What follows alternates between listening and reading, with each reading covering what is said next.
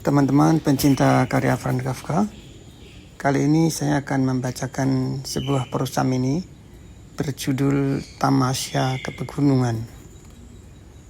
Saya terjemahkan langsung dari bahasa Jerman dari judul Der Ausflug in Gebirge. Tamasya ke Pegunungan. Aku tak tahu, kataku tanpa tekanan suara. Aku ya nggak tahu kapan tak seorang pun datang.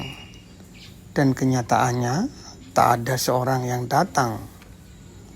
Aku tak melakukan sesuatu kesalahan kepada siapapun. Juga tak ada seorang pun yang memperlakukan sesuatu dengan buruk kepadaku. Namun tak seorang pun mau membantuku. Betul-betul tak ada seorang pun. Tetapi tak seperti itu adanya. Hanya karena tak ada orang yang menolongku, seolah tak ada orang yang benar-benar baik. Aku ingin sekali,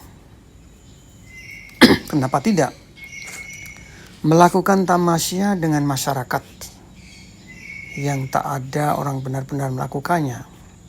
Tentu saja ke pegunungan. Memangnya kemana lagi?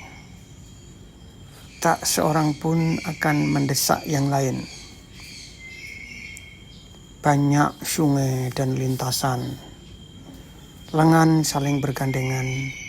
Banyak kaki-kaki ini melewati langkah kecil yang terpisah. Pahamkah bahwa semuanya itu formalitas? Kita pergi saja entah kemana. Ingin menerobos lewat celah-celah kosong. Kita dan tungge terbiarkan terbuka. Kerongkongan ini akan bebas di pegunungan. Itu sebuah keajaiban bahwa kita tak bernyanyi. Itu prosa mini Kafka yang bertema pegunungan. Di dalam teks ini Kafka seperti sedang berdialog dengan diri sendiri. Seperti egoan, aku nggak tahu kapan seorang akan datang, kira-kira gitu. Kenyataannya nggak ada yang datang. Tapi itu bukan salah orang itu, atau bukan salah saya, karena saya tidak melakukan kesalahan pada orang lain. Dan orang lain tidak membuat saya lebih buruk, atau kira-kira gitu. Kemudian dia di sini diakhiri dengan, pahamkah bahwa semuanya itu hanya formalitas? Kita pergi saja entah kemana, ingin menerobos lewat celah-celah kosong. Kita dan tungkai terbiarkan terbuka. Kerongkongan ini akan bebas di pegunungan. Itu sebuah keajaiban bahwa kita tak bernyanyi. Menurut pendapat saya, kalau ini tamasyanya ke pegunungan, ini ada kaitannya dengan rehabilitasi Kafka karena sangat penyakit TBC-nya di berbagai rumah sakit yang kebanyakan ada di pegunungan. Salah satu yang saya tahu, dia berada di pegunungan Davos, Switzerland. Kenapa orang-orang yang kena TBC itu selalu dibawa ke pegunungan? Karena udaranya sejuk. Dan di sana ada terapi-terapi medis yang intensif itu. Jadi dugaan saya, Kafka ini membayangkan dengan keadaan dirinya yang kena penyakit TBC itu.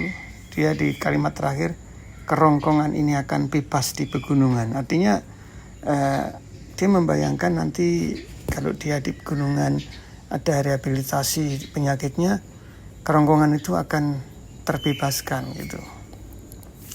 Jadi bernapas dengan hidung lewat kerongkongan itu akan terbebaskan. Itu pendapat saya, karena ada juga semacam prosa yang berjudul bau atau bungger. Itu di situ ada suara-suara yang saling bersaut-sautan, suara-suara asing, dan menurut analisis dari ahlinya Kafka bahwa suara itu sebetulnya suara napasnya Kafka sendiri. Gitu, tapi dideskripsikan menjadi suara asing yang ada di dalam bunker yang gelap itu. Jadi ini kalau itu ada di dalam bunker, ini di pegunungan. Jadi kalau kita melihat judulnya Tamasa ke Pegunungan, seolah-olah kita akan melihat panorama indah, akan melihat apa gitu ya, tanaman atau pohon-pohon yang bunga-bunga yang langka gitu. Ternyata tidak. Di sini Kafka memberi judul Tamasa Pegunungan, tapi tidak ada deskripsi tentang keindahan di gunung itu, tidak ada. Dia hanya membayangkan ada orang datang apa tidak. Kalau nggak ada, saya akan ngajak masyarakat ke sana, karena di sana bebas dan kerongkongan bisa menghirup udara yang segar. Kira-kira seperti itu. Jadi itu bacaan saya dan komentar saya tentang Tamasa ke Pegunungan. Terima kasih, salam literasi.